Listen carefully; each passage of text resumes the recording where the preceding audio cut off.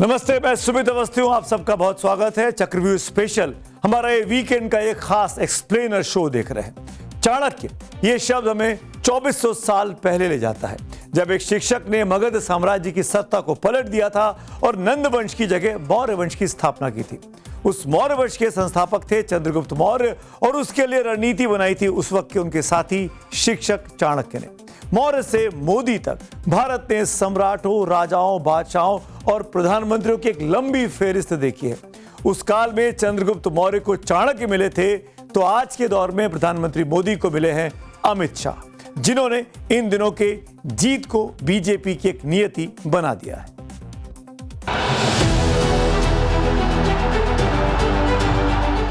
जिस बंगाल में बीजेपी के लिए 2-4 विधायकों का होना भी बहुत बड़ी बात होती थी, उस बंगाल में बीजेपी का विजय रथ राइटर्स बिल्डिंग तक पहुंच गया।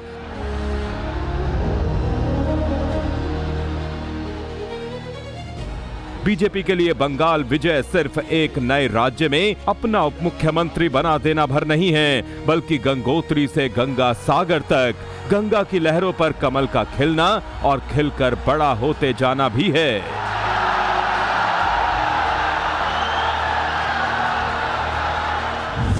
आज बंगाल की जीत के साथ गंगोत्री से लेकर गंगा सागर तक कमल ही कमल खिला हुआ है।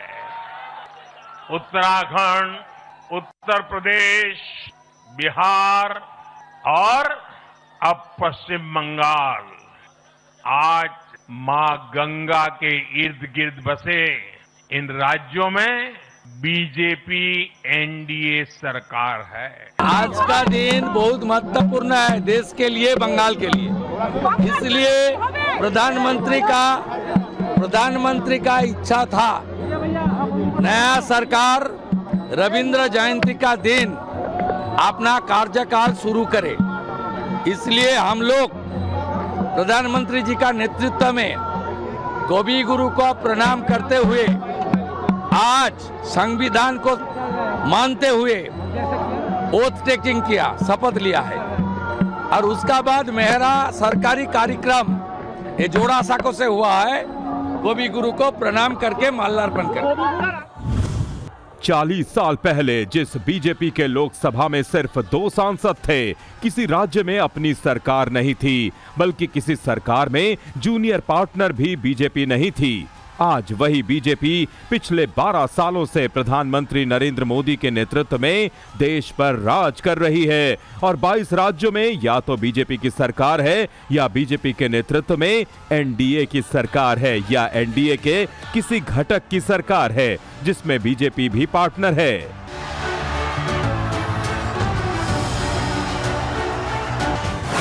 भारत के मानचित्र पर आप देखें तो गंगोत्री से गंगा सागर तक अगर बीजेपी है तो इस तरह है।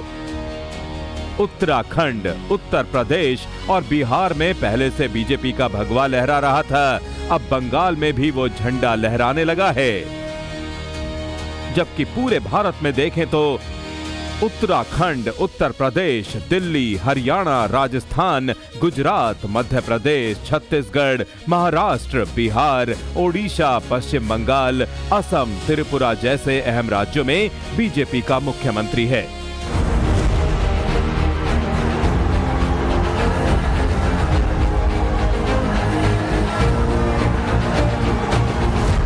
भारत के नक्शे को भगवा रंग में रंगने में जिस एक शख्स की चाणक्य बुद्धि काम करती आ रही है, वो है अमित शाह। भारत के गृह एवं सहकारिता मंत्री, तभी तो बंगाल के मुख्यमंत्री बने शुवेंदु अधिकारी अमित शाह का परिचय देते हैं चाणक्य कहकर। भारतीय जनता पार्टी অত্যন্ত একজন বলিষ্ঠ নেতা, আধুনিক ভারতের রাজনৈতিক চাণক্য, কেন্দ্রীয় স্বরাষ্ট্র এবং সমবায় মন্ত্রী মাননীয় অমিত শাহ जी के।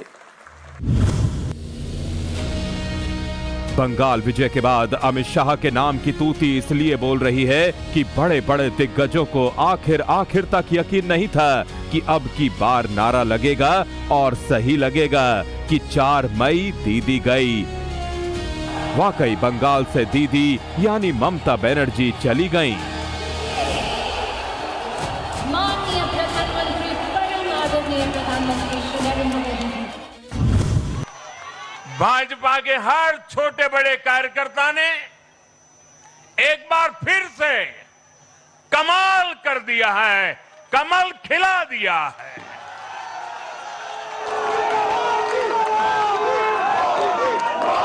आपने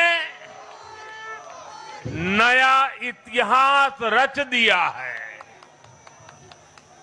साथियों, भारतीय जनता पार्टी के अध्यक्ष श्री नितिन नवीन जी द्वारा अध्यक्ष पद संभालने के बाद ये पहले विधानसभा चुनाव थे। इन चुनावों में पार्टी कार्यकर्ताओं का, हर कार्यकर्ता को उनका जो मार्गदर्शन मिला, वो मार्गदर्शन इस विजय में बहुमूल्य रहा है। 4 मई को जब चुनाव के नतीजे आए तो 6 घंटे में ही पता चल गया कि बीजेपी ने बंगाल फतेह कर लिया है। लेकिन उस 6 घंटे में पैदा हुई खुशी के लिए अमित शाह ने 12 साल से बंगाल पर नजरें गड़ा कर रखी थी। जिन राज्यों में बीजेपी ने सबसे कमजोर थी, उनमें पश्चिम बंगाल भी एक था। 2014 में बीजेपी की कमान संभालने के बाद ही अमित शाह ने ठान लिया था कि अब जिस राज्य में बीजेपी सबसे मजबूत होगी, वो राज्य बंगाल का होगा, और वो उन्होंने करके दिखा भी दिया। और इत्तेफाक देखिए कि अमित शाह ने ही तय किया कि बंगाल का सीएम कौन बनेगा। अमित शाह ने बहुत पहले तय कर लिया था कि बंगाल जीतना है,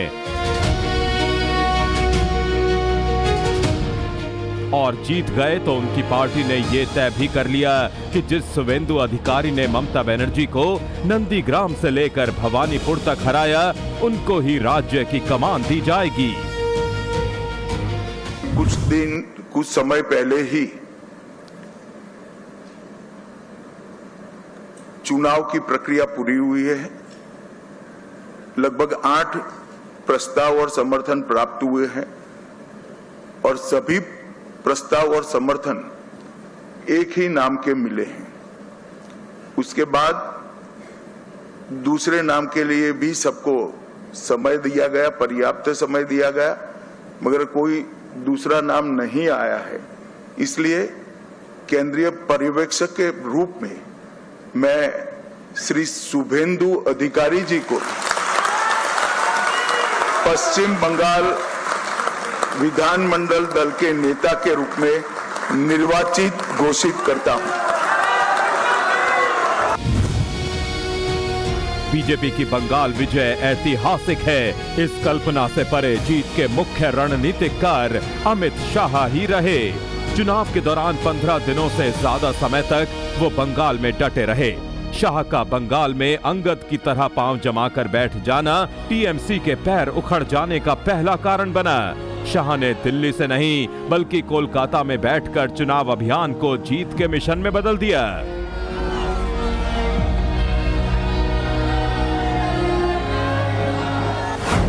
इस दौरान अमित शाह दिन में रैलियां और रोड शो करते थे और रात में हर सीट पर अपनी ताकत और कमजोरियों की समीक्षा। चुनाव प्रचार के दौरान अमित शाह ने 50 से ज्यादा रैलियां और रोड शो किए, तो वहीं हर सीट पर माइक्रो मैनेजमेंट किया।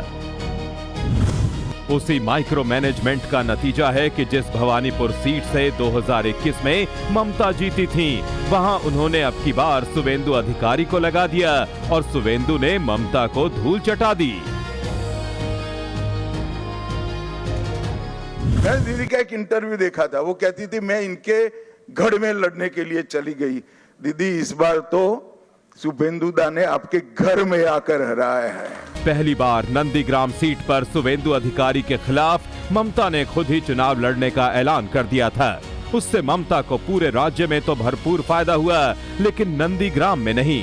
तब ममता ने खेला होबे का नारा उछाला और अपने एक टूटे हुए पैर से फुटबॉल किक करके खेल में बढ़त ले ली। वो बढ़त आखिर तक रही। 2021 के उस चुनाव में ममता बनर्जी का प्रदर्शन अद्भुत रहा। 200 सीटों का दावा करने वाली बीजेपी 77 सीटों पर आ गई थी। समग्र स्थिति का विहंगावलोकन अगर करते हैं, उसका एक असेसमेंट लेते हैं, जायजा लेते हैं, तो ये निश्चित रूप से मैं आपको कहता हूं कि आने वाले चुनाव में बंगाल में हम 200 से ज्यादा सीटों के साथ भारतीय जनता पार्टी की सरकार बनाने जा रहे हैं। 200 सीटों। बंगाल की हार तब बीजेपी के लिए झटका थी। ऐसा इसलिए भी था कि 2 साल पहले 2019 के लोकसभा चुनाव में बंगाल में बीजेपी ने टीएमसी पर बढ़त बना ली थी। लेकिन विधानसभा चुनाव में हार के बाद हाहाकार मचाने की जगह अमित शाह ने संभावनाओं का मैदान तलाशना शुरू किया। उन्होंने देख लिया कि अब मैदान में सामने टीएमसी है जो विजेता है, लेकिन उसके अलावा कोई और नहीं है। ना कांग्रेस बची है जिसने बंगाल में पहले 30 साल तक राज किया था, ना लेफ्ट फ्रंट बचा है जिसने ममता बनर्जी के आने से पहले 34 साल तक शासन किया था। तो बंगाल में बीजेपी को साफ दिख रहा था कि अब मुकाबले के लिए सिर्फ टीएमसी ही है। इसलिए अमित शाह के नेतृत्व में बीजेपी ने उसी समय से तैयारी शुरू कर दी, जिसका नतीजा आज बीजेपी की प्रचंड विजय के रूप में सामने है। 2024 के बाद जब जब चुनाव हुए, हर राज्यों में भारतीय जनता पार्टी को प्रचंड जीत देने का काम किया। नरेंद्र मोदी के नेतृत्व के प्रति आस्था व्यक्त की, विश्वास व्यक्त किया है। और आज जब पश्चिम बंगाल, असम, पुडुचेरी, इन तीनों राज्यों के जो चुनाव के परिणाम आए, उन परिणामों ने यह स्पष्ट किया कि आज देश की जनता का अटूट विश्वास, देश की जनता का अटूट समर्थन हमारे नेता, हमारे प्रधानमंत्री नरेंद्र मोदी के प्रति है। मैं देश की जनता को इसके लिए आभार व्यक्त करता हूं।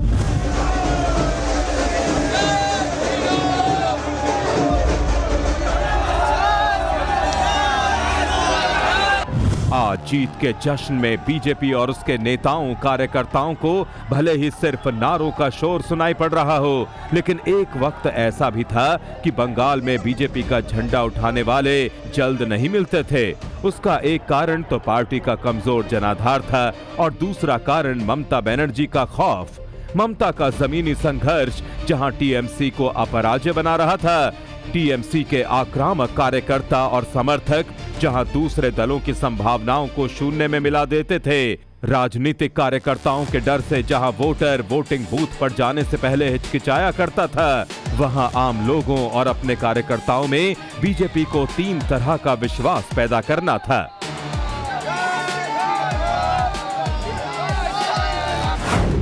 पहला विश्वास कि ममता बनर्जी के खिलाफ खड़ा हुआ जा सकता है। दूसरा विश्वास कि टीएमसी के आक्रामक कार्यकर्ताओं से लड़ा जा सकता है। और तीसरा विश्वास कि लड़कर और वोट देकर लोगों से दिलाकर जीता जा सकता है।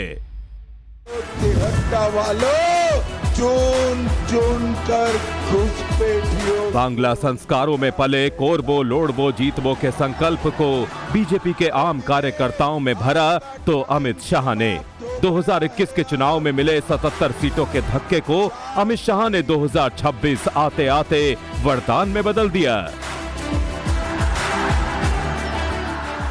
भाइयों बहनों, 4 मई को सुबह काउंटिंग चालू होगी। 8 बजे बैलेट बॉक्स खुलना शुरू होगा। 9 बजे पहला राउंड, 10 बजे दूसरा राउंड, 1 बजे काउंटिंग समाप्त और बीबी दीदी टाटा गुड बाय। असली नेता वही होता है जो टीम की ताकत और कमजोरी को बहुत अच्छे से परख लेता है। अमित शाह के लिए बंगाल विजय उनकी राजनीतिक यात्रा की सबसे बड़ी और गंभीर चुनौती थी। इसमें उन्होंने अलग अलग नेताओं की टीम को काम सौंपा। शाह ने खुद कमान संभाली तो उनकी टीम में धर्मेंद्र प्रधान, भूपेंद्र यादव, सुनील बंसल और बिल्लभ देव की अहम भूमिका रही, जिनके परिश्रम और सही रणनीति के कारण बंग विजय संभव हुआ। पीएम मोदी के विकास की नीतियों और बीजेपी के राष्ट्रवाद की विचारधारा को वोट की चौखट तक पहुंचाने का मुश्किल काम शाह एंड टीम ने कर दिखाया। कि अगर जनता के बीच में आप विकास के वादों को पूरा करेंगे, मोदी की गारंटी को, सपनों को हकीकत की आईने में बुनेंगे, तो जनता आपके साथ खड़ी होती है। और यही कारण है कि देश में कई राज्यों में जब चुनाव होते हैं, चाहे गुजरात हो, मध्य प्रदेश हो, बिहार हो, हमारी सरकारें रिपीट होती हैं।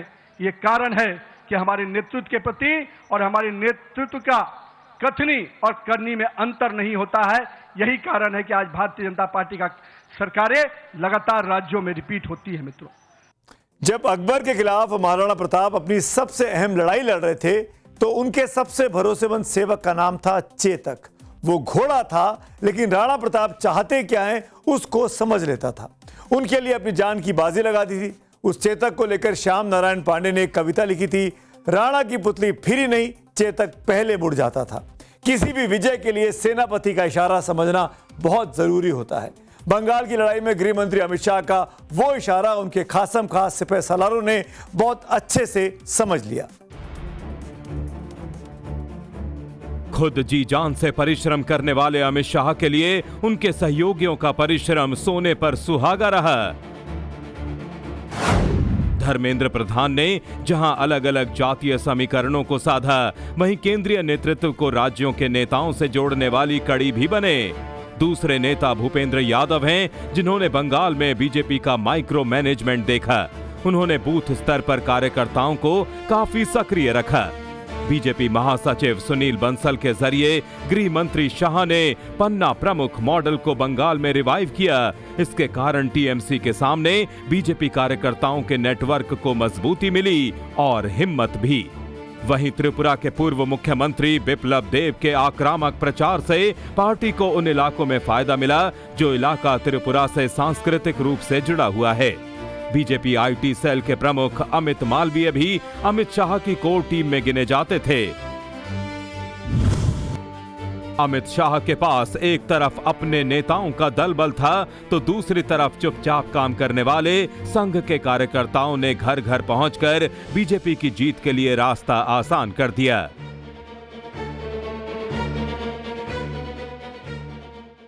मैं गुंडों को कहना चाहता हूं, 29 तारीख को घर के बाहर मत निकलना। 29 तारीख को घर के बाहर निकले तो 5 तारीख के बाद उल्टा लटका कर सीधा करने का। अमित शाह ने सत्ता वाली विजय के लिए विचारधारा की डोर को थोड़ी ढील दी। उन्होंने टीएमसी के अंदर उन नेताओं पर दाव लगाना शुरू किया जो ममता के करीबी थे, लेकिन जिनका अपना जनाधार भी है। ऐसे ही एक नेता थे शुवेंदु अधिकारी, जो एक वक्त में ममता बनर्जी के इतने करीब थे कि उन्हें ममता का उत्तराधिकारी माना जाने लगा था।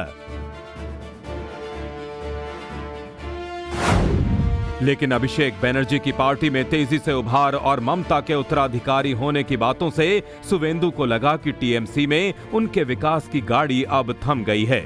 ये एहसास तब और बढ़ गया जब 2019 के लोकसभा चुनाव में प्रशांत किशोर को टीएमसी में शुवेंदु से ज्यादा तरजीह दी जाने लगी।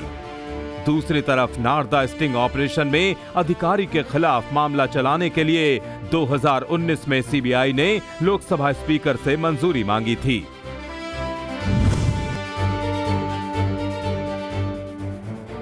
इन सब के बीच शुवेंदु अधिकारी की मुश्किलें बढ़ रही थीं। वो टीएमसी से दूर हो रहे थे, लेकिन ममता उनके व्यापक जन समर्थन को देखते हुए छोड़ने के लिए तैयार नहीं थीं। कहीं शुवेंदु पार्टी छोड़कर ना चले जाएं, इसलिए उनको मनाने के लिए सौगत राय और सुदीप बंदोपाध्याय जैसे सुलझे हुए सीनियर नेताओं को ममता ने शुवेंदु के पास भेजा। और तो और खुद भी शुवेंदु से फोन पर बात करके उनको मनाने की कोशिश की। दूसरी तरफ दिल्ली में बैठे अमित शाह ने समझ लिया था कि घर का भेदी लंका ढा सकता है। बस शुवेंदु को बीजेपी ने अपने पाले में कर लिया। 19 दिसंबर 2020 को मेदिनीपुर में गृह मंत्री अमित शाह की मौजूदगी में शुवेंदु अधिकारी बीजेपी में शामिल हो गए। जिस ममता के साथ 2 दशक तक शुवेंदु की राजनीति चली, अब वही दीदी उनके निशाने पर थीं। ये मैं आया था, यहाँ का जनता ने मुझे 2 बार एमपी और 3 बार एमएलए बनाया। पिछले बार मुख्यमंत्री को हराया और हमारी जो कार्यकर्ता दिन रात मेहनत किया, 500 से ज्यादा फर्जी एफआईआर उनके खिलाफ हुआ, जेल में डाला, 400 बीजेपी वर्कर जेल में बिताया, इतना अत्याचार किया। ममता से लड़ने के लिए जिस तरह के जुझारू तेवर के नेता की तलाश अमित शाह को थी, उस पर शुवेंदु बिल्कुल खरा उतरते थे। इसलिए टीएमसी से लंबे समय तक जुड़े रहने के बावजूद शुवेंदु को खुद अमित शाह ने सबसे ज्यादा तरजीह दी। 2021 में बीजेपी ने बंगाल भले ही नहीं जीता, लेकिन शुवेंदु ने नंदीग्राम में ममता को जरूर हरा दिया। अमित शाह की चाणक्य बुद्धि ने समझ लिया कि शुवेंदु लंबी दौड़ का घोड़ा है। इसीलिए 5 महीने पहले ही पार्टी में आए शुवेंदु को बंगाल विधानसभा में विपक्ष का नेता बनाया गया। इससे प्रदेश बीजेपी के कई पुराने नेता असहज हुए होंगे, लेकिन अमित शाह ने नए पुराने के चक्कर से निकलकर उस दिन पर नजर गड़ाई थी, जो दिन 4 मई को आया। ये बहुत जरूरी था, ममता बनर्जी का हराना बहुत जरूरी था। ममता बनर्जी का राजनीतिक संन्यास अभी हो गया है। 21 में नंदीग्राम में हारी, इस बार हार गया। विधानसभा के अंदर ममता के सामने शुवेंदु जरूर थे, लेकिन 2024 के लोकसभा चुनाव में ममता ने बीजेपी का गणित खराब कर दिया। 2019 में बीजेपी का प्रदर्शन अच्छा था, 2024 में ममता ने उससे कहीं ज्यादा प्रदर्शन कर दिया। जहां बीजेपी को 6 सीटों का झटका लगा था, वहीं टीएमसी ने 7 सीटों पर बढ़त बना ली थी। सबसे बड़ी त्रासदी ये थी कि मेदिनीपुर से बीजेपी प्रत्याशी अग्निमित्रा पॉल और वर्धमान दुर्गापुर सीट से दिलीप घोष चुनाव हार गए। 2024 में दिलीप घोष ने मेदिनीपुर से जीत हासिल की थी, लेकिन कहा जाता है कि 2019 में शुवेंदु की सलाह पर उनको वर्धमान दुर्गापुर भेजा गया। उन दिनों कोलकाता के सियासी गलियारों में ये भी चर्चा थी कि बीजेपी के केंद्रीय आला कमान ने तब के प्रदेश अध्यक्ष सुकांता मजूमदार से ज्यादा तवज्जो शुवेंदु अधिकारी को दी थी। इसीलिए 2024 के चुनाव में बीजेपी के खराब प्रदर्शन के बाद शुवेंदु पर सवाल उठे, लेकिन गृह मंत्री अमित शाह का भरोसा शुवेंदु पर कायम रहा और वो भरोसा आज बंगाल में खिले हुए कमल निशान के रूप में दिख रहा है। लोकसभा चुनाव 2024 में पश्चिम बंगाल में भाजपा को बड़ा झटका लगा। इस बार जहां तृणमूल ने 7 सीटों पर बढ़त हासिल की, तो वहीं बीजेपी ने 6 सीटें गंवा दी। बीजेपी के भीतर तब ये सवाल उठा कि क्या शुवेंदु अधिकारी पर ज्यादा भरोसा करके पार्टी ने गच्चा खा लिया। लेकिन अमित शाह एक चुनाव की जीत हार पर फैसला करने वाले नेता नहीं हैं। अमित शाह बहुत अच्छी तरह जानते हैं कि किस तीर से कहां निशाना लगाना है। इसीलिए उन्होंने शुवेंदु पर ना सवाल उठाए, ना उनकी अहमियत कम की, बल्कि ममता के खिलाफ मैदान में उतार दिया।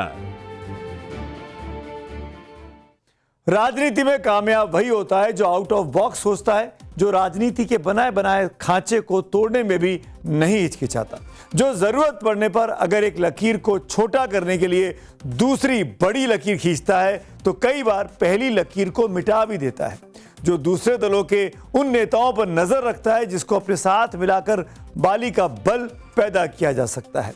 बंगाल में अमित शाह ने उसी राजनीतिक नुस्खे को आजमाया जिसमें ममता के सबसे करीबी शुवेंदु अधिकारी आज अमित शाह के सबसे खासम खास हैं। शुभेंदु भाई को बहुत बहुत शुभकामनाएं देता हूं कि आप सफल होइए और बंगाल के जनता के पूरी आकांक्षाओं को, आशाओं की पूर्ति का आप माध्यम बनिए। शुभेंदु को मैं लंबे समय से जानता हूं, संघर्षशील व्यक्ति है शुभेंदु जी। एडमिनिस्ट्रेशन को भी देखा है और टीएमसी के दूषणों को भी देखा है। यहां पर सुशासन देने में हमारी टीम के साथ शुभेंदु जी सफल होंगे, इसका मुझे पूरा विश्वास है। और उन्होंने जो संघर्ष किया है वो संघर्ष आज परिणाम लाया है। दरअसल 2024 के लोकसभा चुनाव के बाद जो नतीजे आए, उन्होंने बीजेपी के प्रचंड विजय रथ को बहुमत की जादुई रेखा से काफी पहले ही रोक दिया। कहां तो बीजेपी को लगता था कि अब की बार सीटों का आंकड़ा 400 पार जाएगा और कहां पार्टी 240 पर ठहर गई। जिस कांग्रेस को 2014 और 2019 के चुनावों में इतनी सीट नहीं मिली कि वो विपक्ष का नेता बन सके, उसी कांग्रेस ने 99 सीटें जीत ली। जबकि विपक्षी दलों का गठबंधन इंडिया ब्लॉक भी 235 सीटों तक पहुंच गया। उसके बाद राहुल गांधी ने विपक्ष के नेता के रूप में मोदी सरकार को कटघरे में खड़ा करने की कोशिश की। कई बार सत्तारूढ़ दल के नेताओं के साथ राहुल गांधी की नोकझोंक हुई। हिंदू धर्म में साफ लिखा है, सत्य के साथ खड़ा होना चाहिए, सत्य से पीछे नहीं हटना चाहिए, सत्य से नहीं डरना चाहिए। पूरे हिंदू समाज को हिंसक कहना ये गंभीर विषय है। बीजेपी पूरा हिंदू समाज नहीं है, आरएसएस पूरा हिंदू समाज नहीं है। इस देश में शायद इनको मालूम नहीं है, करोड़ों लोग अपने आप को गर्व से हिंदू कहते हैं, गर्व से हिंदू कहते हैं। विपक्ष जहां अपनी बढ़ी हुई सीट पर जश्न मनाने में मशगूल हो गया, वहीं अमित शाह ने ठंडे दिलो दिमाग से उस कमजोरी की निर्मम विवेचना शुरू कर दी। जैसा कमजोरी दिखाना उनके स्वभाव का हिस्सा नहीं है। विपक्ष लोकसभा में बीजेपी की सिमटी हुई सीटों की तरफ देख रहा था और अमित शाह 6 महीने बाद होने वाले राज्यों में विधानसभा चुनावों की ओर देख रहे थे। महाराष्ट्र, हरियाणा, झारखंड से लेकर दिल्ली तक अमित शाह की नजरों में तैरने लगे। खास बात यह थी कि एक दिल्ली को छोड़कर बाकी राज्यों में, चाहे वो महाराष्ट्र हो, हरियाणा या झारखंड हो, बीजेपी का लोकसभा चुनाव में प्रदर्शन बहुत खराब रहा था। ऐसे में विपक्ष जहां ये मानकर चल रहा था कि हम इन राज्यों को जीत ही जाएंगे, अमित शाह इस रणनीति में जुट गए कि ऐसे कैसे विपक्ष जीत जाएगा। आप देख लेना, बाकी सारी की सारी पार्टियां इनके सामने नहीं खड़ी हो पाएंगी, एक नहीं हो पाएगी और अंत में सिर्फ कांग्रेस पार्टी खड़ी होगी और कांग्रेस पार्टी इनको हराएगी। आप याद रखो मैं क्या कह रहा हूं, नरेंद्र मोदी को, अमित शाह को कांग्रेस पार्टी हराएगी, बीजेपी को कांग्रेस पार्टी हराएगी। विपक्षी दल, खासकर कांग्रेस, जीत की खुशफहमी का शिकार हो गई। अमित शाह ने हार की वास्तविकता को स्वीकार करके आगे का प्लान बना लिया। नतीजा यह हुआ कि हरियाणा में बीजेपी ने जीत की हैट्रिक लगाई और कांग्रेस हुड्डा बनाम रणदीप सुरजेवाला बनाम शैलजा कुमारी की लड़ाई में ही फंसकर रह गई। महाराष्ट्र में एकनाथ शिंदे और अजीत पवार के साथ बीजेपी ने सबसे शानदार जीत हासिल की और उद्धव ठाकरे मुख्यमंत्री बनने का सपना ही देखते रह गए। उसके 2 महीने बाद दिल्ली में विधानसभा के चुनाव हुए तो बीजेपी ने 26 साल बाद विजय हासिल की और तो और केजरीवाल मुख्यमंत्री होते हुए भी अपनी सीट बचा नहीं पाए। 2025 के फरवरी में दिल्ली जीता तो नवंबर में बिहार में एनडीए की सीटें 200 पार चली गईं, जिसमें बीजेपी 89 सीटें जीतकर नंबर 1 पार्टी बन गई। इन लगातार शानदार जीत से अमित शाह ने साबित कर दिया कि 2024 में 240 सीटों पर बीजेपी का आना महज सहयोग था। उनका राजनीतिक प्रयोग बीजेपी को लंबे समय तक सत्ता में रख सकता है, जैसा दावा वो पहले भी कर चुके हैं। लेकिन बार बार राज्य दर राज्य बीजेपी की जीत होती गई तो विपक्ष ने एसआईआर से लेकर वोट चोरी जैसे आरोप लगाए। अमित शाह ने विपक्ष, खासकर कांग्रेस को उल्टा आईना दिखा दिया। भारत की राजनीति में जब भी जोड़ियों को याद किया जाएगा तो प्रधानमंत्री नरेंद्र मोदी और गृह मंत्री अमित शाह की जोड़ी सबसे अहम होगी, जहां पीएम मोदी एक साधारण परिवार से आते हैं। वहीं अमित शाह का जन्म 22 अक्टूबर 1964 को मुंबई में एक संपन्न व्यापारी परिवार में हुआ था। जन्म भले ही मुंबई में हुआ, लेकिन उनका बचपन गुजरात के मेसाहाणा जिले के मानसा कस्बे में बीता।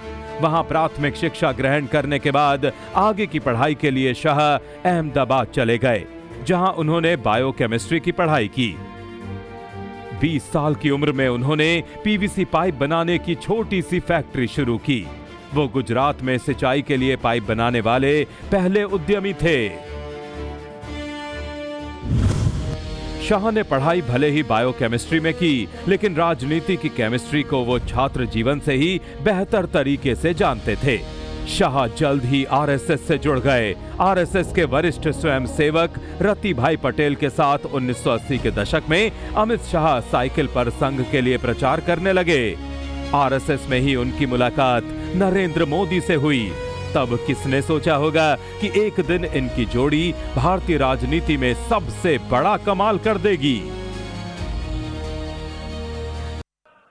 अमित भाई का आज बधाई देना चाहता। हिंदुस्तान के हर कोने में भारतीय जनता पार्टी का विजय ध्वज फहराने में वो कामयाब हुए।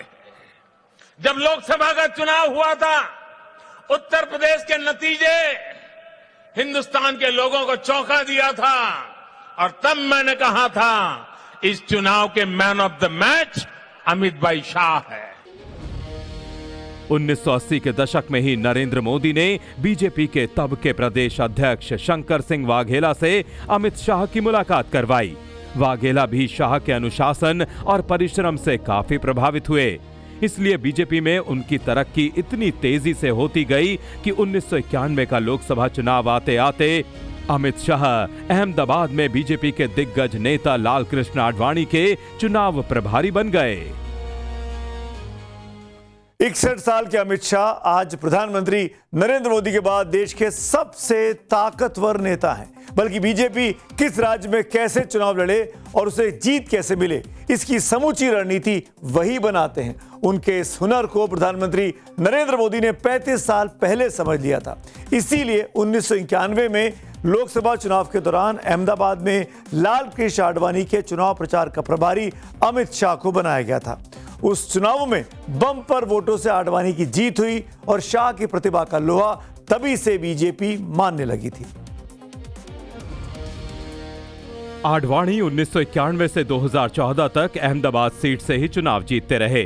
बीच में 1996 में हवाला कांड के कारण वो एक बार चुनाव नहीं लड़े। संयोग देखिए कि पहली बार आडवाणी के चुनाव प्रभारी बनने वाले अमित शाह ही 2019 में आडवाणी की जगह अहमदाबाद से बीजेपी उम्मीदवार बने और वहां से जीत हासिल की, जिसके बाद प्रधानमंत्री नरेंद्र मोदी ने शाह को अपनी सरकार में गृह मंत्री बनाया। मैं अमित अनिल चंद्र शाह ईश्वर की शपथ लेता हूं कि मैं विधि द्वारा स्थापित भारत के संविधान के प्रति सच्ची श्रद्धा और निष्ठा रखूंगा। 2019 में केंद्र में पीएम मोदी के साथ अमित शाह पहली बार काम कर रहे थे। उससे पहले गुजरात में मुख्यमंत्री नरेंद्र मोदी की सरकार में गृह समेत कई अहम मंत्रालयों को अमित शाह संभाल चुके थे। एक तरफ देश ने उनकी संगठनात्मक क्षमता को देखा, तो दूसरी तरफ गृह मंत्री के रूप में उनके फौलादी फैसलों को। 5 अगस्त 2019 को जम्मू कश्मीर से धारा 370 और 35A को हटाने में उन्होंने महत्वपूर्ण भूमिका निभाई। पड़ोसी देशों से आए अल्पसंख्यक शरणार्थियों को नागरिकता देने के लिए CAA लागू किया। आतंकवाद और नक्सलवाद के खिलाफ कड़ा रुख अपनाया, जिसके कारण देश नक्सल मुक्त हो सका। ब्रिटिश काल के IPC, CRPC, एविडेंस एक्ट जैसे कानूनों को बदलकर भारतीय न्याय संहिता के नाम से नए कानून बनाए। उसी तरह जुलाई 2021 से सहकारिता विभाग के पहले मंत्री के रूप में उन्होंने ग्रामीण विकास और किसानों के सशक्तिकरण के लिए सहकार से समृद्धि का लक्ष्य रखा। लगभग 3 महीने के समय में 80 से ज्यादा नक्सली ढेर हुए हैं, 125 से ज्यादा अरेस्ट किए गए हैं और 150 से ज्यादा नक्सलियों ने सरेंडर किया है। मुझे पूरा विश्वास है कि कॉम्बिनेशन आगे भी चालू रहेगा और बहुत कम समय के अंदर मोदी जी के नेतृत्व में हम देश से नक्सलवाद को उखाड़ फेंके। देश का गृह मंत्री बनने से पहले अमित शाह बीजेपी के राष्ट्रीय अध्यक्ष बन चुके थे और उससे पहले गुजरात में राजनीति की एक लंबी पारी खेल चुके थे। 1995 में गुजरात में बीजेपी की पहली सरकार बनाने में मोदी और शाह ने अहम भूमिका निभाई। उसके बाद 2021 में जब मोदी गुजरात के मुख्यमंत्री बने तो अमित शाह उनकी सरकार में सबसे भरोसेमंद मंत्री बने। अमित शाह एक साथ सरकार, प्रशासन और संगठन में तालमेल करने वाली कड़ी बन चुके थे। इस बीच उन्होंने गुजरात में कानून व्यवस्था को बेहतर बनाया तो गुजरात क्रिकेट एसोसिएशन में भी महत्वपूर्ण बदलाव ले आए। लेकिन राजनीतिक उठापटक के बीच 2013 में जब तय हो गया कि 2014 के लोकसभा चुनाव में बीजेपी का चुनावी नेतृत्व नरेंद्र मोदी करेंगे तो उनके सबसे बड़े सारथी और साथी बनकर फिर से अमित शाह ही उभरे। 2014 के लोकसभा चुनाव के समय सवाल उठ रहा था कि क्या बीजेपी उत्तर प्रदेश जीत पाएगी। यह सवाल इसलिए उठ रहा था कि 2009 के चुनाव में यूपी में भारतीय जनता पार्टी को सिर्फ 10 सीटें मिली थी। तब बीजेपी को जिताने का जिम्मा नरेंद्र मोदी और राजनाथ सिंह ने अमित शाह को दिया और अमित शाह ने वो कर दिखाया जो तब तो असंभव सा लगता था। 80 में से 71 सीटें बीजेपी ने जीती और 2 सीटें बीजेपी की सहयोगी अपना दल ने। भारतीय राजनीति में एक कहावत है कि दिल्ली का रास्ता लखनऊ से होकर जाता है। नेहरू से लेकर अटल बिहारी वाजपेयी के शासनकाल तक ये कहावत भारतीय राजनीति में सही साबित हुई। इसलिए अमित शाह ने 2014 के चुनाव में यूपी विजय पर पूरा जोर लगा दिया था। उसी रणनीति के तहत प्रधानमंत्री नरेंद्र मोदी ने वाराणसी से अपना चुनाव लड़ा। 2014 में उत्तर प्रदेश में मिली जीत को अमित शाह ने भावी जीतों की बुनियाद बना दिया। उनका कद इस कदर बढ़ता और ऊपर चढ़ता गया कि बड़े बड़े धुरंधरों को लगता है कि भारतीय राजनीति को मिल गया एक नया चाणक्य। चाणक्य से अमित शाह तक इतिहास ने 24 शताब्दियों का फासला तय किया। हर कोई शाह को आज का चाणक्य कहता है, लेकिन अमित शाह कई बार ऐसा मानने से इनकार कर चुके हैं। वो कहते हैं कि चाणक्य के आगे मैं बहुत छोटा आदमी हूं, लेकिन चाणक्य से वो कितनी प्रेरणा लेते हैं वो उनके पीछे दीवार पर टंगी चाणक्य की तस्वीर साफ बता देती है। शुभ रात्रि। अब आपसे सोमवार को मुलाकात होगी।